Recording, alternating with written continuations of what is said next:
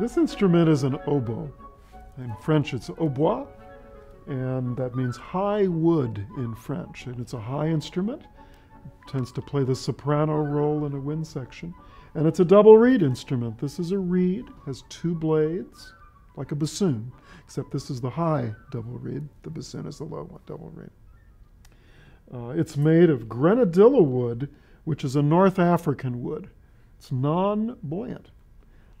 The European ships in the 18th century used to get blocks of this and use it as ballast. If you put this in a pan of water, it would sink like a rock.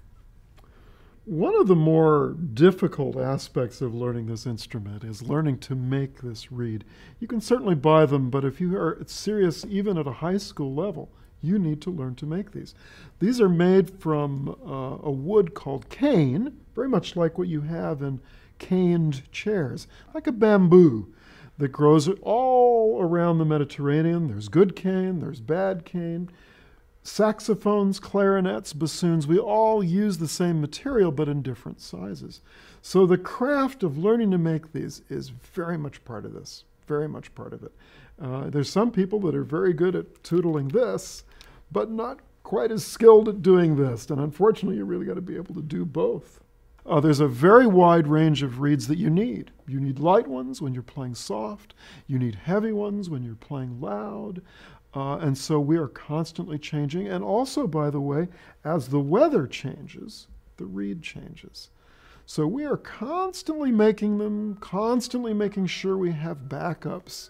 It's one of the tricky things about it. And, very often we'll say, you thought this was good, you should have seen the one that got away.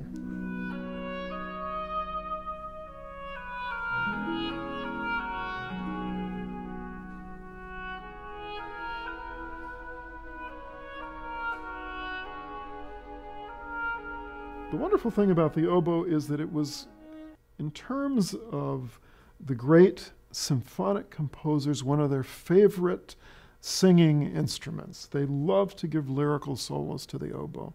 And also the oboe is one of those instruments that they often put at a juncture between one section and one with a different character. Very often an oboe solo is the transition point for that. And there's something about that moment that's very exciting and very thrilling to do.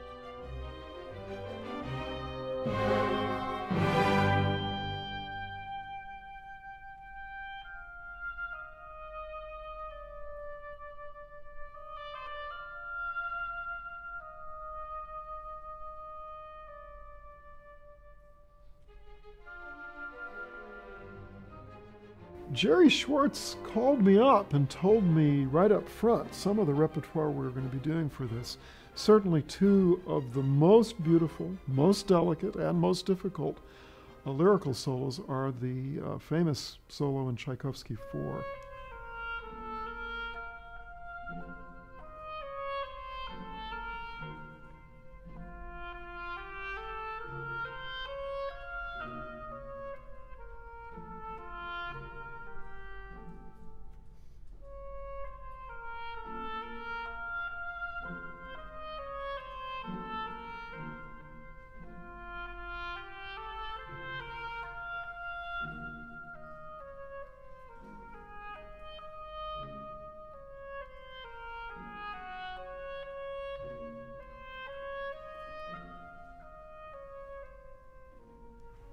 Slow movement of the Tchaikovsky 4 is just a famous Russian folk tune, and very delicate, not easy to it took me a number of years to really feel like I was doing it well.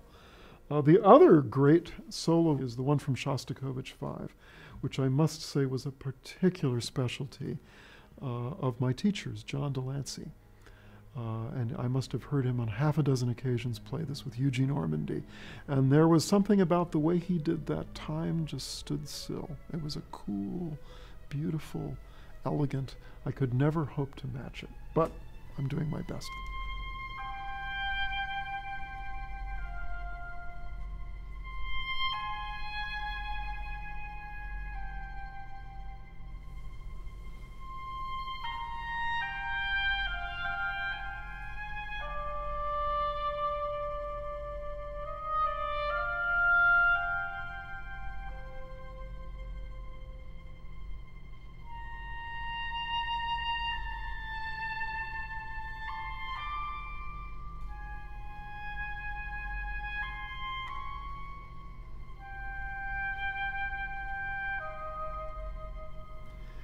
To play Shostakovich Five or Tchaikovsky Four, they both require special things. Shostakovich Five is high, requires something that responds very well and holds the pitch in the upper register well.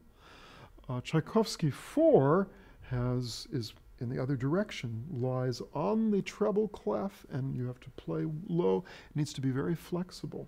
So every single solo has, and my colleagues will tell you they'll see 5 or 6 reeds sitting on my stand at any one moment.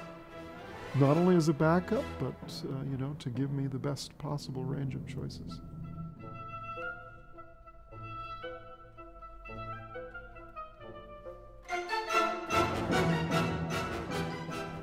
Years ago, it was harder to get people that could make reeds and teach at a lower school level. So I was actually started on the flute and switched to the oboe around 8th grade.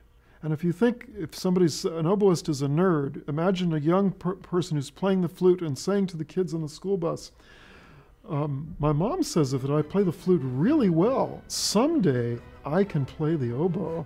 And it was an insidious plot. From the age, I think, of 3 or 4 or 5, my mom would be playing recordings and she'd say, "Johnny, you hear that? That's an oboe. Wouldn't you like to play that?"